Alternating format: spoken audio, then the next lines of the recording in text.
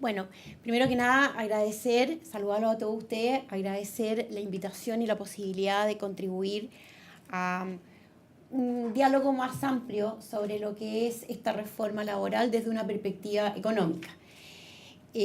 Tengo 15 minutos, tengo una presentación a la antigua con un apoyo en un Power, que es apoyo, no lo vamos a seguir al pie de la letra, pero que me va a facilitar ir mostrando algunos puntos. Y voy a plantear al menos dos partes, si alcanzo la tercera la vemos.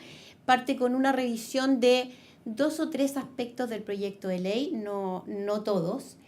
Una mirada sobre lo que está pasando en nuestro mercado laboral o de qué manera se sostiene el proyecto de ley o afecta o retroalimenta otras áreas de nuestro mercado laboral en términos negativos y por lo tanto una forma de ponderar la importancia de cada uno de los elementos del proyecto de ley para finalmente cerrar con qué es lo que está pasando en el mundo y en nuestro mercado laboral chileno y ponderar también las consecuencias en términos de empleo. Voy a tratar entonces de abordar los 3 puntos, si no nos quedamos en los 2 primeros, que creo que son los más importantes de destacar en la mañana de hoy. Para analizar el proyecto de ley, como les dije, no lo voy a ver completo, pero sí me voy a centrar en 2 o 3 aspectos. Primero, el proyecto de ley establece un fortalecimiento de la sindicalización y, en mi opinión, y usando también un poco la misma retroalimentación del proceso que ha vivido Chile en términos de diálogo en la Comisión de Equidad, de alguna manera, posteriormente hay un documento de reflexión posterior a la Comisión de Equidad en el 2011, en que participa Andrea Repeto, el panelista que sigue, que también formó parte de ese estudio y que recoge buenos elementos de esa comisión también. ¿Y qué es lo que dice y qué es lo que dijo esa comisión de equidad en la que a mí me tocó participar? Y además tuve la suerte de participar. Esa comisión se dividió en 4 grupos. Uno de ellos se dedicó a las relaciones laborales y a mí me tocó participar todos esos meses precisamente en el grupo que estudió las relaciones laborales. ¿Y cuál fue la principal conclusión a la que se llegó en el debate que ahí se tuvo? Lo primero que uno mira cuando abre el Código Laboral chileno es un nivel de regulación y de detalle para cada una de las acciones del trabajo dentro de la empresa que francamente no permiten ninguna negociación.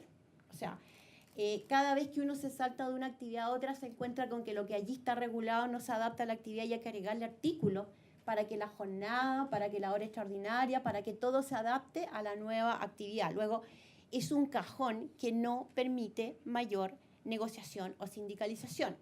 Por lo tanto, lo primero que establece la Comisión de Equidad es fortalezcamos la labor sindical a través de pactos. Es más, la Comisión dice fortalezcamos la negociación colectiva con o sin sindicato, pero juntemos dentro de la empresa a negociar. Da igual si son grupos negociadores, da igual si son sindicatos, con ciertos requisitos, pero sentémonos a conversar y que tengan materias de las cuales conversar. Y a eso se refiere el informe de la Comisión de Equidad y dice sindicalización, sí, negociación, sí, abramos la mesa y permitamos materias para que efectivamente se pueda desarrollar. Y es lo mismo que culmina este otro documento que firma el posterior panelista, en que dice negociación sí, válida con sindicato, con grupos negociadores, también lo dice el segundo documento, pero pongamos una mesa sobre la cual hayan materias que conversar, porque hoy día, francamente, el código nos deja poco espacio para conversar casi de nada. Pero ¿qué es lo que hace el proyecto? El proyecto en realidad resta espacio a los trabajadores sobre el derecho a negociar como grupo y también individualmente. ¿Y por qué? Porque si bien el proyecto efectivamente permite la sindicalización y la libertad de inscribirse o desafiliarse a un sindicato, hay un juego de normas una con otra que terminan en una restricción forzada implícita. Primero, se asume representativo a cualquier sindicato. Da lo mismo que el sindicato sea de administrativos y el que quiera negociar no sea de ese grupo. Da lo mismo si es representativo de verdad o no. Por lo tanto, hay que asumir que la representatividad la va a tomar ese sindicato. Segundo, hecha la negociación, lo que se acuerda lo extiende o el sindicato, que tiene un derecho de veto respecto al empleador, o el trabajador individualmente. Bueno, bienvenido que sea, si el trabajador individualmente quiere el beneficio, está obligado a afiliarse. Pero podría no quererlo. Si quedara claro en el proyecto que la negociación individual no va a ser interpretada en los tribunales como una práctica desleal, al comparar el beneficio con lo que está en la negociación colectiva, habría de verdad un espacio para que libremente se pueda afiliar o no. Si eso no se despeja, la única forma de acceder a una negociación similar es inscribiéndose en el sindicato. Entonces, si el círculo es ese, la verdad es que la voluntariedad es relativa y lo que estamos haciendo es a converger a un sindicato y probablemente un sindicato único. Entonces, la suma de las normas, a menos que quede muy claro que se va a proteger la negociación individual, la verdad es que encajona a un único resultado. Segundo, es verdad que donde no hay sindicato se puede negociar, pero la negociación reglada no la puede tener ningún grupo colectivo, con lo cual no hay huelga para ellos, no hay fuero para ellos, etc. Entonces, esto de que hay libertad hasta ahí, y creo que debiéramos profundizar en cómo juegan las normas unas con otras y no leerlas solo individualmente. Seguramente los abogados en el panel que sigue van a profundizar mucho más en esto. ¿Esto por qué? ¿Hay algún nivel claro en que los trabajadores señalen que no tienen espacio para negociar colectivamente como quieren o para instalar sindicatos? No lo hay. El 36% de los trabajadores señalan que no hay más sindicatos porque los trabajadores son insuficientes, el 31% porque no es necesario, el 21% porque no hay interés, un 5% por actitud negativa de la empresa y un 5,7% no sabe. Segundo elemento que quiero señalar respecto al proyecto de ley. El proyecto, en mi opinión, sí privilegia el conflicto. Lo privilegia dentro de la empresa y se olvida además y lo considera solo un tema entre la empresa y sus trabajadores y se olvida de la comunidad. La empresa está inserta en una comunidad, tiene que cumplir compromisos. Un banco tiene que asegurar los pagos, un puerto tiene que asegurar los flujos de comercio internacional, etc. ¿Y qué es lo que hace el proyecto? Prohíbe el reemplazo de los trabajadores en huelga. Crampton, Tracy, Booth, etc., en países como Canadá y Estados Unidos lo han estudiado en 1, 2, 3 y 4 trabajos sucesivamente. ¿Qué pasa cuando se prohíbe el reemplazo en distintas modalidades de provisión de reemplazo? Porque no hay una sola. Incluso hay algunos estados en Canadá en que se permite el reemplazo total, es decir, no hay reintegro del trabajador en huelga. Lo que ellos demuestran ahí es que aumenta la probabilidad de huelga y que aumenta la duración de la huelga. Y segundo, es porque esta cosa tan rara que existe en Chile, que es el único país con reemplazo, la verdad es que hay documentos de la OIT que dicen que en Chile no hay reemplazo porque está condicionado, primera cosa. Y segundo, sí hay reemplazo en varios otros países. Yo leí hace poco un documento de un profesor alemán que pone sobre la mesa el reemplazo en Canadá, Estados Unidos, Irlanda, Polonia, Reino Unido, Rusia, Israel, por lo menos. En Alemania está bastante más restringido el reemplazo con trabajos permanentes. Hay varios países europeos en que la huelga no está escrita en el texto legal, no, por eso no existe. En fin, o sea, la mirada internacional tiene varios aspectos que hay que mirarlos también con normas conjuntas y no aisladas. Pero también se termina el descuelgue, es decir, un trabajador que ya después de un proceso de distintas ofertas del empleador considere que le gustaría volver, o un grupo de ellos, o un grupo suficientemente importante de ellos, no puede llamar a votación siquiera para poner fin a la huelga, porque eso es exclusivo del sindicato, aun cuando el sindicato no sea necesariamente representativo del área que quiere negociar. También desaparece del proyecto de ley la posibilidad de definir, al menos en actividades cíclicas, un periodo de 60 días en los cuales no se pueda negociar colectivamente. Todos sabemos que al menos en algunas industrias hay periodos en el año que se juega la actividad total del año. Y por lo tanto hoy día nuestra norma establece que algunos periodos se puedan bloquear. Eso desaparece. A mí me parece que en algunas industrias eso puede ser innecesario, pero hay otras en que se juega el año completo en ese periodo. Desaparece también, no desaparece, pero se acorta la duración de los convenios, la duración máxima, con lo cual necesariamente te van a tener que haber negociaciones más seguidas. No sé si eso es bueno o es malo. El promedio hoy día de duración de los convenios colectivos es algo menos de 3 años, pero bien cerca de los 3 años promedio. Por lo tanto, hay alguna actividad en que las condiciones no cambian tan rápido como para llevar a una negociación colectiva más seguido. Hoy día era una opción, esto se acorta. Y después viene el tema del piso mínimo, que la verdad es que aparece como un factor de asegurar y facilitar la negociación de parte del trabajador en el proceso que viene. Y en la primera vuelta eso a mí me parece muy razonable. Pero la historia no termina ahí. La verdad es que cuando uno tiene piso mínimo y a una empresa le va muy bien un año, eso no lo puede entregar si el piso mínimo queda escrito para siempre. Y cuando a una empresa le va muy bien y no se puede entregar y eso va a quedar en el piso mínimo, eso tensiona las relaciones laborales, no las facilita. Yo creo que el piso hay que mirarlo y hay que mirar cuáles son los componentes y cómo se permite que en los periodos buenos efectivamente se le pueda traspasar a los trabajadores sin el temor que el día de mañana eso quedó en el piso y no se puede retrotraer. Yo creo que eso no facilita la armonía laboral dentro de la empresa. ¿Esto es porque hay conflicto dentro de la empresa? ENCLA 2011, Dirección del Trabajo, la última que existe. La conflictividad en la empresa para los empleadores con sindicato, para los dirigentes sindicales, para los empleadores sin sindicato y para los trabajadores, es lo que ahí está en amarillo en la puntita de allá del lado derecho de ustedes. Todo el resto indica que no hay conflictividad en las empresas en Chile.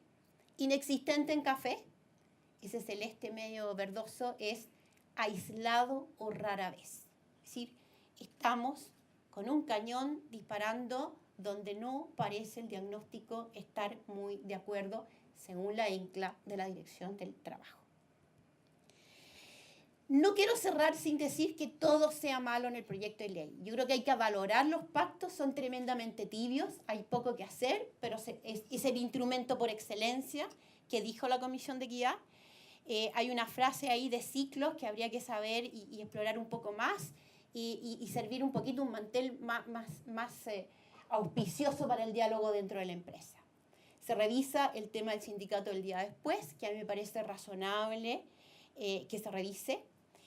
Se pierde el fuero en caso de daño físico a la empresa o a las personas, pero no tiene sentido hablar de negociaciones para empleos de baja duración dentro de la empresa y tampoco me parece razonable avanzar en este verdadero rol que se le entrega al gobierno dentro de la mesa de negociación por intermedio de las nuevas funciones de la Dirección del Trabajo, materia en la que no voy a profundizar, pero no puedo dejar de mencionar a la pasada. Acá no basta una Dirección del Trabajo independiente, se están realizando múltiples funciones con un foco que no es acorde para cada una de las funciones en las cuales se le está entregando funciones a esta institución. Quiero pasar a dar una visión de cuáles son las debilidades de nuestro mercado laboral. Creo que es un error frecuente en la historia de todos los países y de todas las políticas públicas pretender solucionar problemas de pobreza en el mercado laboral. Cada vez que se solucionan problemas de distribución y de pobreza en el mercado laboral, se pueden cometer errores que finalmente pagan precisamente aquellos a quienes se pretendía de buena fe beneficiar. En el mercado laboral no solamente hay trabajadores con empleo y trabajadores sin empleo. Hay trabajadores formales también y trabajadores informales. Hay trabajadores con mayor calificación y con menor calificación. Y en el mundo que vivimos, la inmigración y las fórmulas de producción llevan a que los procesos productivos usen mano de obra del país o de otros países. Y si alcanzamos en la última lámina voy a mostrar cómo el fenómeno mundial ha llevado a un proceso de igualación de remuneraciones menos calificadas que están aumentando desigualdad en algunos países y lo están reduciendo a nivel mundial. Pero vámonos a nuestro mercado laboral. ¿Dónde están nuestras falencias? Nuestras mujeres, nosotras, tenemos menos oportunidades de empleo. Mientras nuestra tasa de empleo, y aquí no estoy hablando de participación laboral solamente, son las que salen a trabajar y pueden hacerlo, son un 51% versus el 57% en el promedio de la OECD. La mayor tasa en la OECD llega al 79%. Y en los jóvenes de 15 a 24, y esto a mí me parece aún más grave, es de 30,5% versus 39,3%. ¿Y por qué me parece más grave? Porque un joven que no tiene empleo y no empieza a acumular habilidades laborales, empieza a generar una brecha que crece cada año y que termina castigándolo fuertemente en la medida que forma una familia y aumenta su edad y su proceso evolutivo entre la sociedad. ¿Cuáles son las características de nuestro empleo? Cuando dividimos los hogares entre los que son indigentes, pobres, no indigentes, sino pobres, el mercado laboral es un sancionador fortísimo. En un hogar indigente hay empleo para media persona. Media persona. Si nos equivocamos, el costo acá es brutal.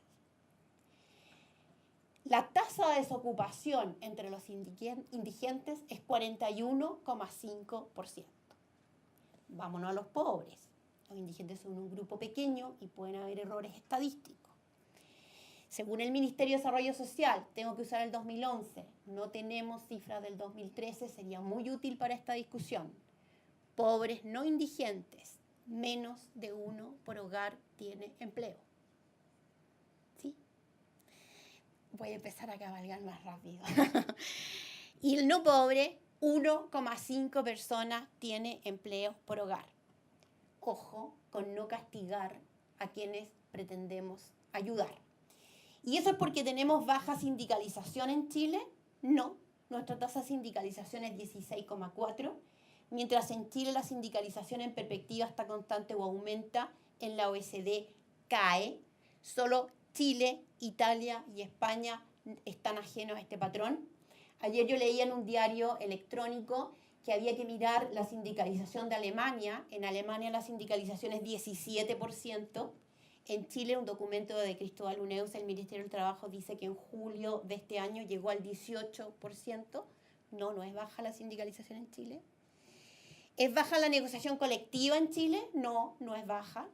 La negociación colectiva en Chile la tuve que estimar a partir de cifras de la Dirección del Trabajo, que dice cuántos son los contratos que se inician cada año, y yo eso usé un promedio de 3 años para cada negociación colectiva y me da una tasa de 18,9. Hay un dato aislado en el mismo documento de Cristóbal Uneus de todos los convenios vigentes y con la cifra exacta da 17 algo, 17,3, no estoy tan lejos. Pero además esas cifras tampoco consideran que después de la negociación colectiva las empresas extienden los beneficios en un 70% de los casos. Si le pongo el 70%, la negociación colectiva en Chile es la barrita celeste. ¿No le llega al factor trabajo los beneficios del crecimiento en Chile? Sí le llega. Y le llega más rápido que al resto de la economía. ¿Cómo llegan los recursos del crecimiento a los trabajadores? Por salarios y por aumento del empleo. La NENE parte el 2010, así que yo partí el 2010. Y las remuneraciones promedio cada año y acumuladas han crecido 11,7%. El empleo acumulado ha crecido 11%. La torta que le llega a los trabajadores es la suma de ambos, 24%. ¿Cuánto ha crecido la economía? 18%. O sea, ¿no funcionan nuestras relaciones laborales? Sí funcionan. Sí, desgraciadamente, cuando Chile crece menos, el empleo crece menos y las remuneraciones reales crecen menos, y el año 2014 le llega a la mitad de crecimiento de la torta a los trabajadores de lo que estaba llegando antes. No hay espacio para negociaciones y para el desarrollo de sindicatos y para establecer remuneraciones donde hay rentabilidad en Chile. Sí lo hay. Donde hay rentabilidad en los sectores que lo hay, los sueldos con sindicatos son más altos que sin sindicato en tasas de las más altas que aparecen en los estudios de los países internacionales. Si miramos el estudio de Freeman del 2009, se da lo que se tiene que dar en países con cualquier sistema de organización de relaciones industriales. Tenemos mucha rentabilidad en nuestras empresas para entregarle a los trabajadores. Estos son cálculos del Banco Central, no tienen la minería, no tienen el sistema bancario y más bien el Banco Central prendió alertas entre esta relación y el endeudamiento. El único estudio que yo conozco hecho en mucho detalle, y voy a usar el caso de Francia y aquí termino y dejo para después comentario adicional, indica qué pasa cuando nos equivocamos en los equilibrios que estamos poniendo. En Francia, inicialmente se presiona el sistema laboral para obtener más remuneraciones. Y se logra. Miren la parte de abajo, donde está... ahora no miran nada, ahí. Miren la parte de abajo, ahí está la suma de la masa salarial, remuneraciones y empleo juntos. Entonces los franceses hacen un marco que presiona el aumento de remuneraciones y claro, tienen éxito. Pero como se produce sustitución entre trabajo y capital, eso dura un tiempo. Se hace la sustitución y la participación del trabajo se va al suelo. ¿Y hoy día las tecnologías son muy distintas de las que se observaban en ese tiempo? No, no lo son. La población mundial ha crecido en más de 2.000 millones de personas y la pobreza en el mundo ha disminuido en 400 millones de personas. ¿Cómo? Con industrias que usan el trabajo menos calificado de China, mañana de India, etc. El mundo compite con el mundo. Eso es una buena noticia para los más pobres del mundo, pero es una obligación de estar conscientes que para darle empleo a nuestra gente tenemos que aumentar la productividad y tenemos que hacer mucho más que cambios en las relaciones laborales, porque si forzamos más allá que la productividad, terminan pagando los costos quienes queríamos proteger. Muchas gracias.